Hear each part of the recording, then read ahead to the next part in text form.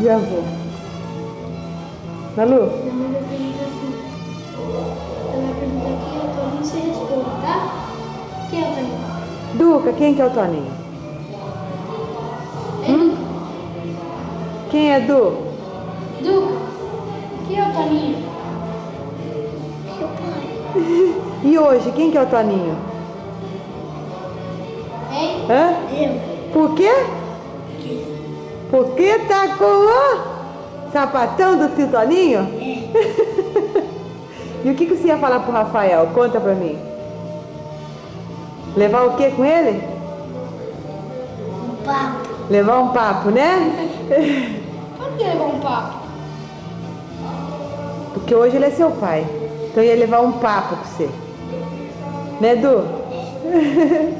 Você tava bravo? Uma conversa, né? Séria ou não? Bem séria. Rafael fez alguma malandragem? Isso? Porque ele tá na chuva. Tava na chuva, furou o pneu da moto. Tá sem blusa de frio. Furou?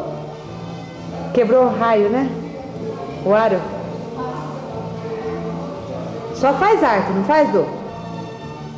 Hã? É, Duca? Rafael só faz arte?